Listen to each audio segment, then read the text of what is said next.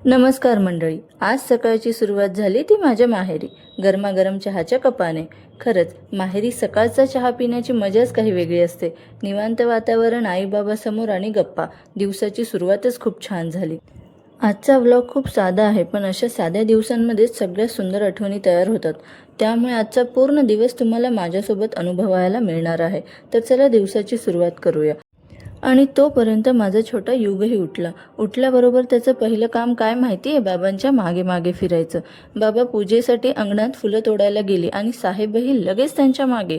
एक एक फूल तोडताना इतका उत्साह होता त्याच्या चेहऱ्यावर. फुलं हातात घेऊन तो थेट माझ्या आईकडे धावत गेला, जणू आजची पूजा त्याच्या फुलांमुळेच होणार होती.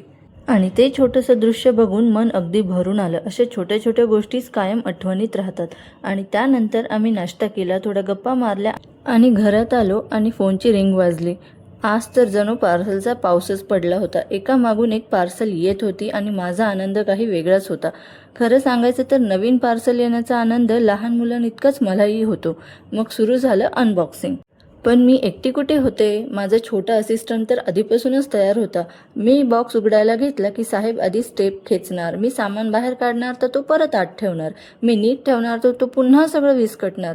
मदत करण्यापेक्षा गोंधळ जास्त. पण खरं सांगायचं तर त्याच्याशिवाय हे अनबॉक्सिंग इतकं मजेशीर झालंच नसतं. माझ्या प्रत्येक कामात त्याला सहभागी व्हायचंच असतं. कधी खरंच मदत करतो तर कधी थोडी मदत करतो की काम दुप्पट वाढतं. पार्सल उघडून झाली, सगळं सामान नीट लावलं आणि दिवस अगदी छान चालला होता. पण दिवसाचा शेवट अजून बाकी होता. खूप दिवसांपासून आम्ही युगचे केस कापायचे ठरवत होतो. आम्ही विचार केला, चला पटकन हेही करून घेऊ. पण युगचे वेगळेच प्लॅन होते. दुकानात गेल्यावर सुरुवातीला सगळं ठीक होतं, पण केस कापायला सुरुवात होताच साहेबांचा रडण्याचा कार्यक्रम सुरू झाला.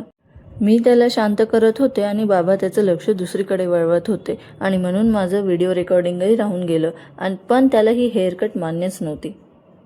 आम्ही त्याला खेळणी दाखवली, मोबाईलही दाखवला, गाणी लावली, पण त्याच्यासाठी त्या क्षणी फक्त एकच मिशन होतं, मला केस कापायचे नाहीत. शेवटी कसंबसं हे मिशन पूर्ण झालं आणि नवीन हेअरकटसह आमचा छोटा हिरो पुन्हा हसायला लागला. आणि आणखीन तो रडायला नको म्हणून मी घरात येऊन आधी त्याच्या अंगावरची केस खाली झाडलीत आणि त्याला लवकर आंघोळ वगैरे घालून त्याला फ्रेश केलं, त्याला शांत केलं, जेणेकरून तो नॉर्मल होईल आणि खेळेलही.